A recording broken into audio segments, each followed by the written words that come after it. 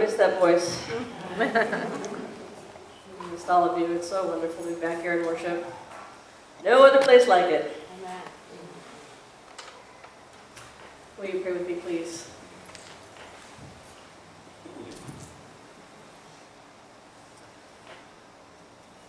God of glory, we cry out to you this day. We want to see you. We want to see you. We want to understand you in our lives that so often have been a spiritual struggle. We want to embrace you, and we want to feel embraced by you. And we want to hear you calling our name. So God, open our ears wide and open our hearts even wider now as we receive your word. And may we allow ourselves to be led and blessed and anointed by your Holy Spirit, that we might cry out glory, because we just can't help it. And may the words of my mouth and the meditations of all our hearts bring glory and honor and praise to you now and always. Amen. Amen. Well, it had been a long, hard night on the Lake of Gennesaret. I think Rihanna pronounces it better than I do. The Lake of Gennesaret, which is also known as the Sea of Galilee. And Simon, also known as Simon Peter, and his business partners and friends, James and John, the sons of Zebedee, they had been fighting the elements all night long, the elements of wind and water out on the Sea of Galilee on their boats. And they had been casting out heavy, wet nets that cut their hands and twisted their muscles into screaming knots. Every time they had to pull them back in again, they would haul them back in, and there would be nothing in them. And they'd throw them out, and they'd haul them back in, and they'd come back empty over and over. It was the kind of endless workday that just makes you want to go home and turn on the TV and collapse on the sofa. Amen? But of course, they couldn't do that. Especially because they still had to clean their nets at the end of that hard day. And that's what they were doing when Jesus showed up in this story from the Gospel of Luke we heard this morning. Now, this was not the first time that Simon Peter had ever met Jesus, according to Luke. Jesus had actually been in his home fairly recently. And while he was there, Jesus had healed Simon Peter's mother-in-law, who was very sick with a high fever. And certainly that made an impression on Simon. But in this moment, as this story begins, Peter isn't impressed. He's just exhausted. And he wants to finish tending the nets so he can go home and collapse, because he's got to get some rest before the sun goes down, because as soon as it does, he's got to get back up and do the same thing over and over again. So when the crowds were pressing in on Jesus, and Jesus needed a little elbow room to preach, he said, "Hey, Simon, let me get in your boat and just push it out a bit into the shallow water so I can preach from there." And Peter says, "Sure, Jesus, whatever you want, just go, do." So Jesus preached while Simon cleaned his nets. Got the picture so far? Mm-hmm. But then after Jesus finished preaching, he says, "Simon, take your boat way out into the deep water and cast your net down there." Now, I don't know if Simon said this or not, but can't you kind of hear him say, "Jesus Christ."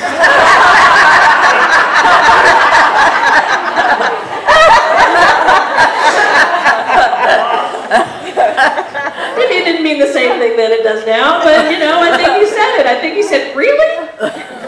Really, Jesus? You've got to be kidding. We're exhausted.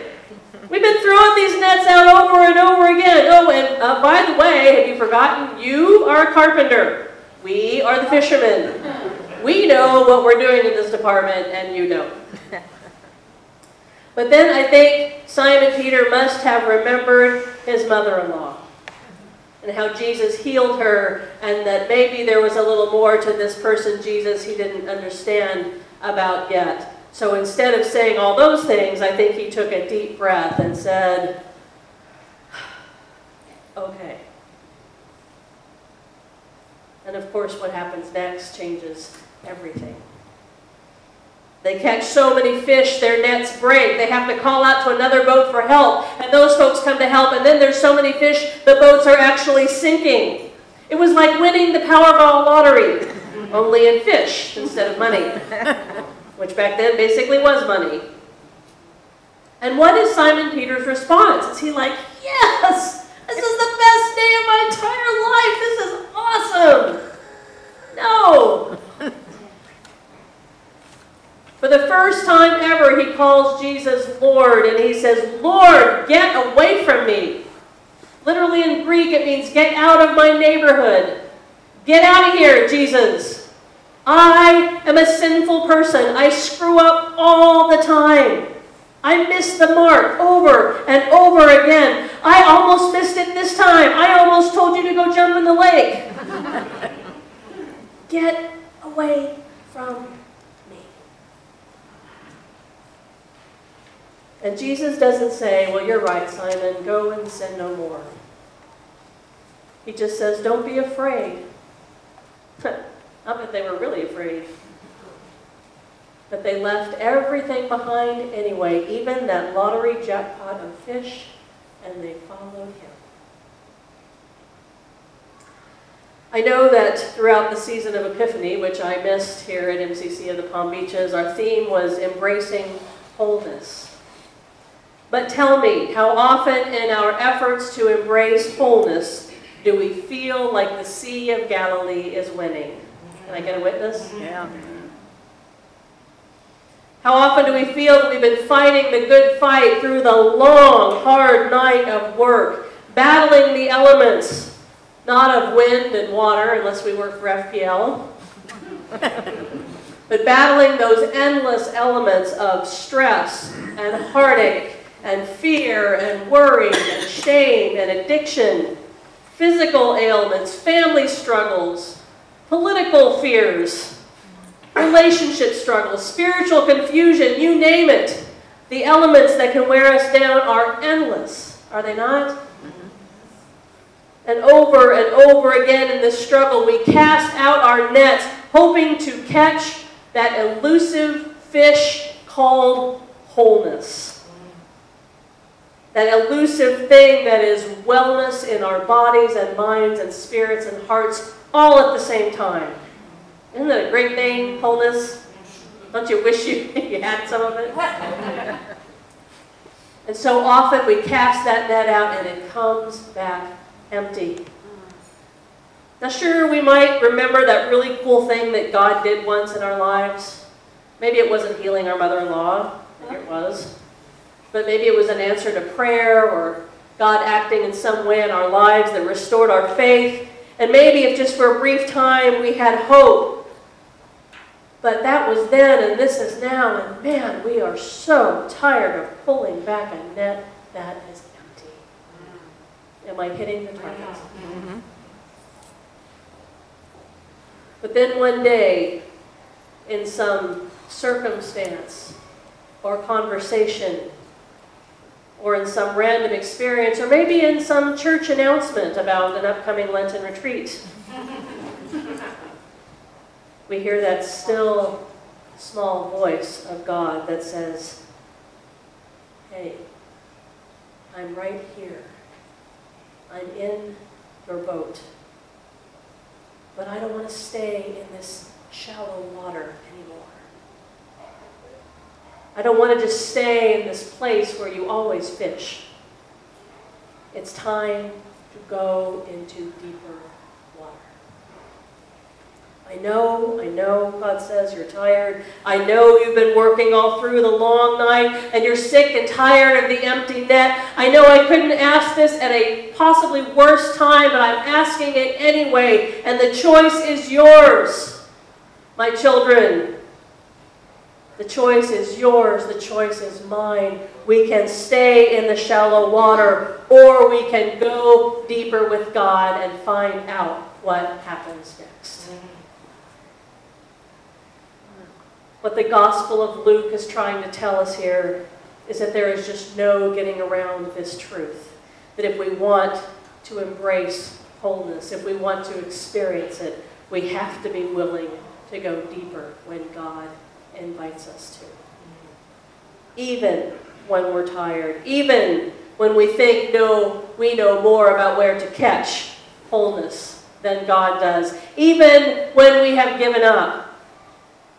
The truth is that God is always in the boat with us, and God is always, always inviting us to go deeper and to trust that actually God really does know more about what we need than we do.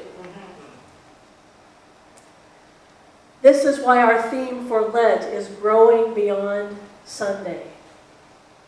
It's why our Lenten retreat is focused on ways that we can go deeper with God. We can all choose to stay in shallow water. Many people do. Especially when it comes to church. You know, maybe come to church a couple times a month. Maybe volunteer now and then. Maybe throw a couple bucks on the offering plate. Or maybe you've been here as a part of this church for a long time and you used to be really involved, but somehow along the way your boat got moved back into really shallow water and it just feels kind of comfortable there. You know, dabble. I think this is especially tempting for LGBT people and our allies. For some of us, just getting ourselves to come in the door feels about as deep as we ever are able to go. Amen?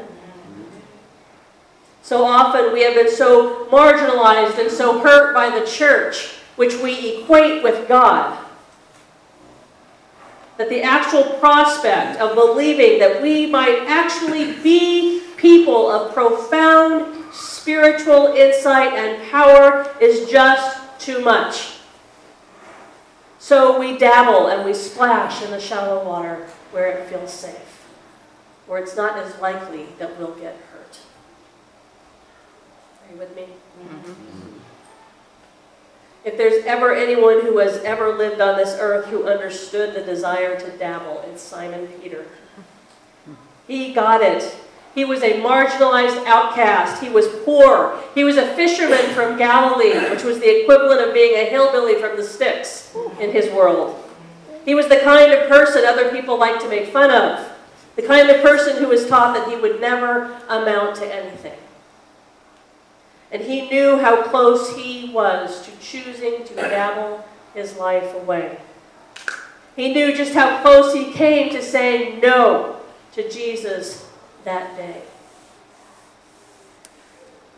I know we probably don't think in terms of fish, but if you can put yourself in Peter's time when fish for him meant everything, that haul of fish, that winning the lottery, that symbol of probably just about everything he ever wanted, that display of what the power of God can really do, that miracle that occurred because he said yes. Are you with me on that one? The miracle occurred because he said, yes, Jesus, I will go out in the deep, scary, unknown waters with you.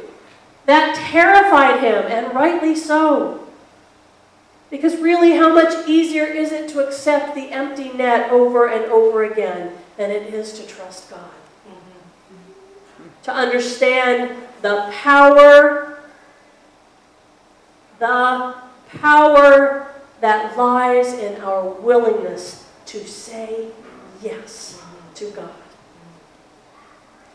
No wonder Peter said, get out of here, Jesus. Get away from me. I cannot begin to grasp what your power can really mean in my life, so just get away.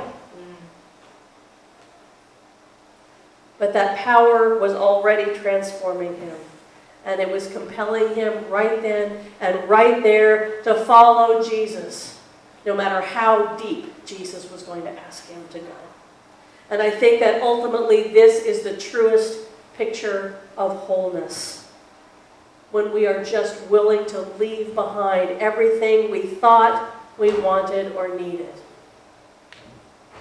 Everything we thought would make us whole, because now we realize that doing whatever it is that God is asking us to do is really the only wholeness that matters. I will try to tell this story quickly, because I need to wrap up. But many of you know that during my time of sabbatical, Sarah, Helen, and I spent 2 weeks in Italy. We had been wanting to do this for many, many years, and had saved a long time, and we finally got to go. And we spent time in Rome, and Venice, and Florence, and Assisi, and had so many incredible spiritual experiences there. We prayed in so many ancient churches, and every time we prayed for this church, every time. And one of the things we did in Rome, on the day we went to St. Peter's Basilica in the Vatican, is that we had made a reservation to take a special tour that goes beneath St. Peter's Basilica. And you get to do a tour of the archaeological excavations underneath St. Peter's. And you get to see the tomb where it is said that St. Peter is buried. The same Simon Peter of this story. Now, as long as human beings exist on the planet, there will be debate about whether or not these are actually the bones of Peter. And we will never know for sure. But based on the reading I've done and the archaeological evidence that's there, both Sarah, Helen, and I agree that we actually think it is highly likely that these are the remains of the very Simon Peter from this story. And there were about maybe 15 of us on this tour, and we had a wonderful tour guide. And as far as I know, the gay ones on the tour were me and Sarah Helen and this gay man from New Jersey, who was very, very gay. And he described himself, and I believe he was, as a Catholic priest, but he was part of a sort of restructured Catholic church, which I know is very not kosher, but that's what I think it was kind of like a gay Catholic MCC. And he was the priest there. And so this tour went on quite a while, and it was actually excavations of a large cemetery that's underneath St. Peter's. It's ancient from, you know, when the years were like in the double digits, you know, like 50 and 60 and 70. And towards the end of the tour, they take you into this little tiny part that you can just barely see, and there's a little hole in the wall, and they shine a light on it so you can see. I know this sounds strange, but it's just the truth. In the light, you can see the jawbone of what is purported to be St. Peter. And our guide was wonderful, and he was very respectful. He wanted everyone to have whatever time they wanted there, and I thought it was so interesting that of all the people on the tour, the 3 people who chose to stay there the longest and pray and cry and pray was this gay priest and me and Sarah Helen. And I just was there trying to take in the reality that these were the bones of a man who was so, so flawed. Peter was so messed up. He was such a screw up. It's why I adore him. He messed up constantly, either with his mouth or his actions or both at the same time. And yet this is the one Jesus said, upon you, you messed up, flawed, insecure human being, upon you, I am going to build my church. Isn't that amazing? And Peter, in this story, said yes. I don't think he knew quite yet what he was getting into, but he still said the initial yes, I'll go in the deeper water with you, Jesus. And today, literally, the grandest church on all the earth is on top of his grave. Now, say what we will about the Vatican and the Catholic Church that has done great, great damage to humanity in all kinds of ways, just as Protestants have done. It's also true that both groups have done a great deal of good.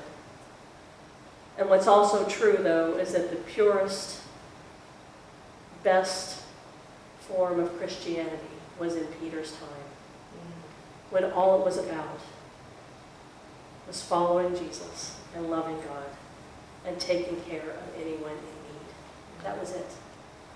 That's what Peter started. And he was loved and he was grieved, and in ancient graffiti where these bones are, it is scratched, Peter is here. And he meant so much to those folks. And I thought, standing there at his tomb, how often we who are a part of MCC, we say, get away from me, Jesus. Just get away. I can't imagine what your power could really do in my life. So just get away. And I think Peter today is calling to us to say, look what God could do through me. Don't push him away forever. And instead, say, Jesus Christ.